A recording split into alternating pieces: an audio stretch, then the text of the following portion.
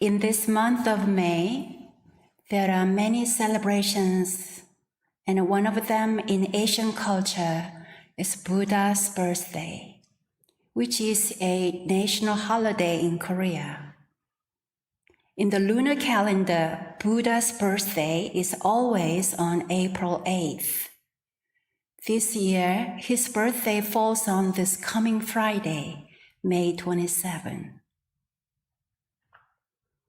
Visitors to our temple sometimes ask, "Where is your Buddha?" Their questions remind me of a story from our scriptures about a group of people visiting Sotaesan, our founding teacher. They asked, "Where is your esteemed religion's Buddha enshrined?" The founding master replied, "Our Buddha has just gone out. If you'd like to see him, please wait." After a while, a group of workers returned from the fields carrying farm tools. Sotaesan pointed to the workers and said, "They are the Buddhas of our house." The volunteers who trim the hedges of this temple, pull weeds, cut the grass here are the Buddhas of our house, living Buddhas. At the beginning of this year, we invited you to contemplate a specific section from the scripture of Buddhism. Chapter 2, Doctrine. When you hear the word doctrine, what's your first response? Do you say to yourself, "Oh no, I don't want to hear about doctrine"? Or does this word doctrine make you feel cautious or perhaps a bit curious? This chapter may not be juicy, but it is an important one because it contains the essential philosophies and tenets of Buddhism. Since this past January, I have been enjoying listening to Dharma talks from my fellow reverends and members about this chapter. I also appreciate our 18 friends who have been studying this doctrine chapter every Thursday night, online and in person. Those who have recently taken the Total Chart Dharma course may also recognize many verses from this chapter. One of the key messages in the chapter on doctrine is that we are all living Buddhas. The teachings in this chapter, however, are not easy to grasp at first. So I have been reading them over and over. Even so, there are still some parts that confuse me.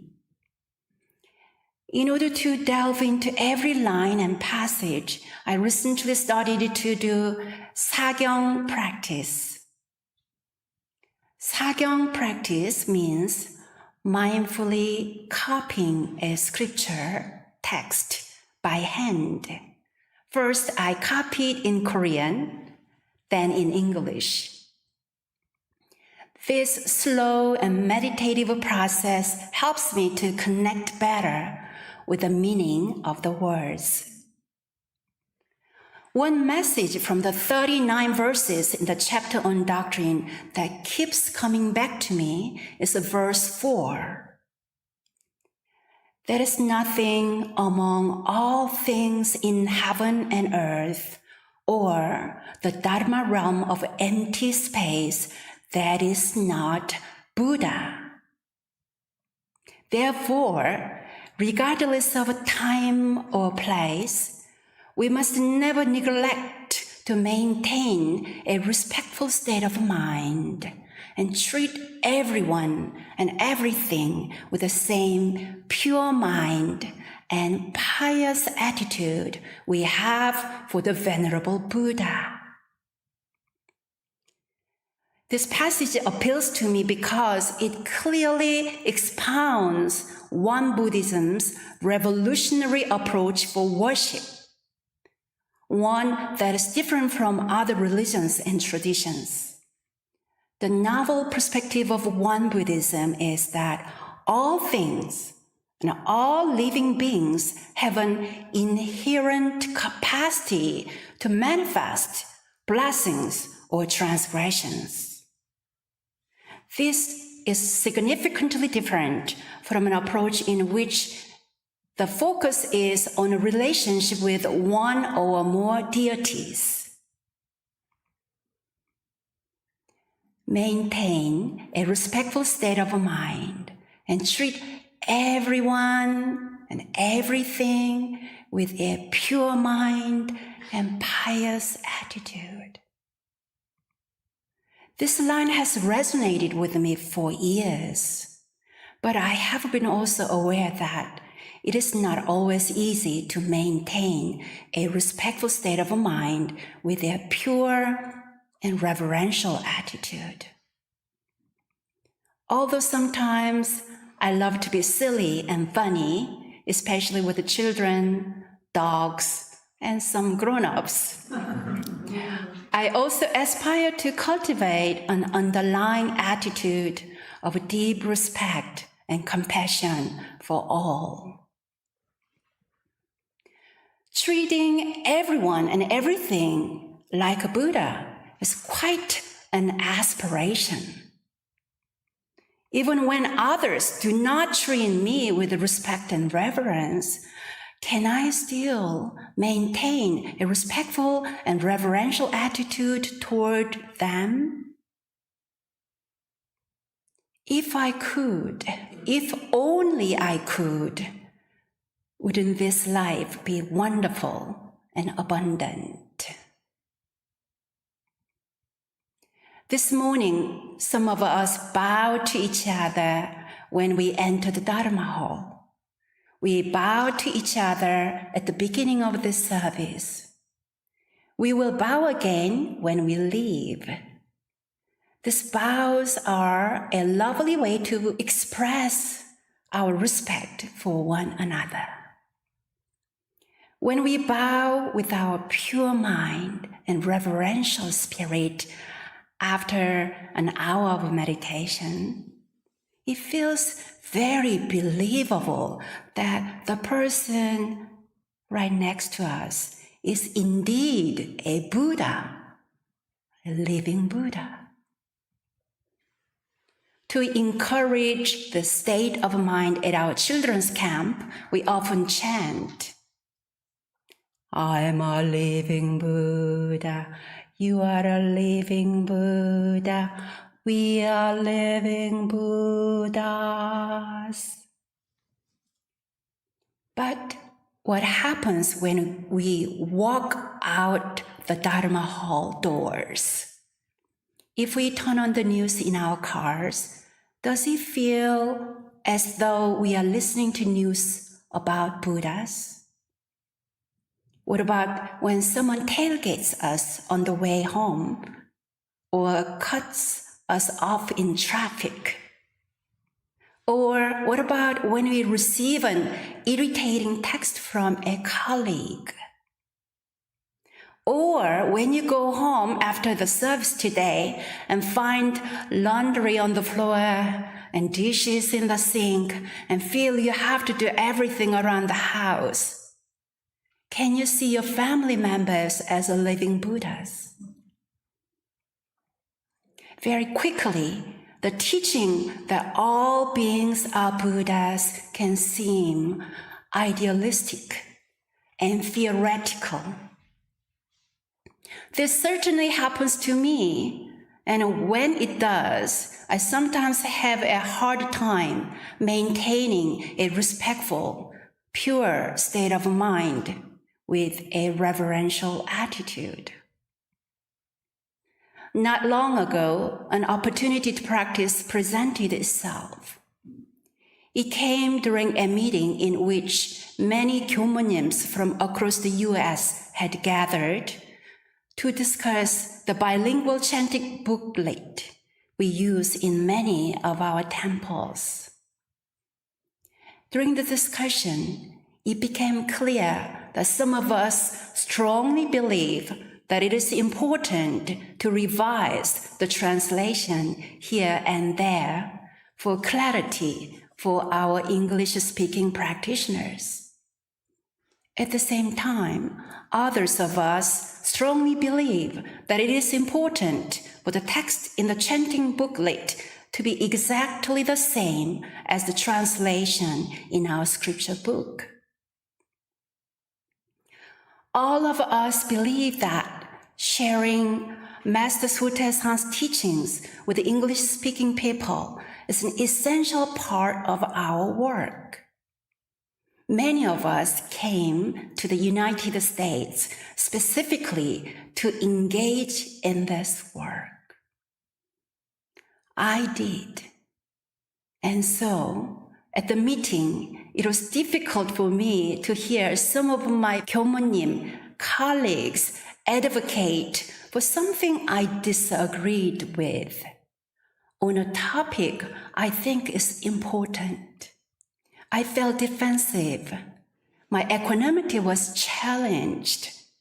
And in that moment, it wasn't easy to see those I disagreed with as living Buddhas. I saw my colleagues as separate from me, even though we shared the same goals. So, what should we do when our disagreements with the people upset us or cause us to feel confusion or anger? How do we maintain equanimity and treat one another with a pure mind and reverential attitude? These questions make me wonder, what is meant by pure mind? In Korean, 청정한 마음. What is pure mind? The state of a pure mind is based on no mind, 무심. When I am in a no mind state, no picking or choosing arises. There is no us and no them, no separation, no division. In this mind, we don't hold any anger or resentment. From this non-judgmental no mind, a clear, focused spirit emerges. This is my understanding of a pure mind. In the state of a mind, we can see others as living Buddhas, no matter the circumstances. Master Chongsan said that when our minds are pure, clear, and upright, we fully manifest Buddha. But when our minds are errant and reactive, our Buddha potential is restricted.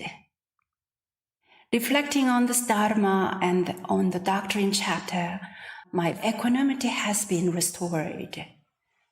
Thinking about the recent meeting with my fellow Kyomunims that was challenging for me, I realized that I can simply trust the process of a community decision-making in which living Buddhas gather, share, and discuss. Dear friends, I'm sure you can think of your own examples of disagreements which cause conflict and division. Please remember that these kinds of situations are opportunities for us to practice waking up and see challenging matters with a compassionate mind of living Buddhas.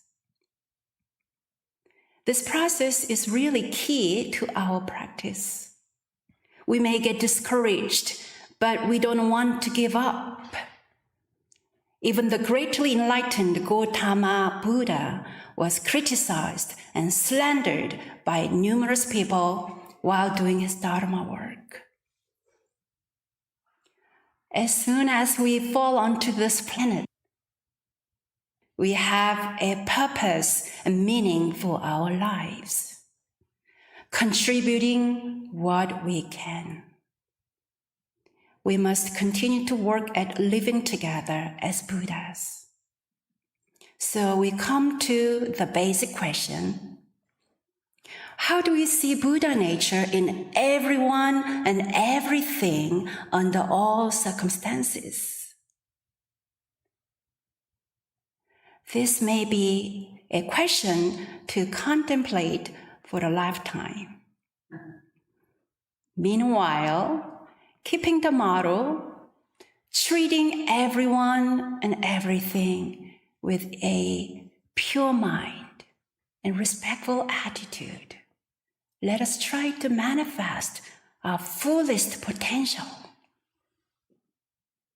May our Buddha nature greet the Buddha nature in others and carry our pure mind beyond this temple.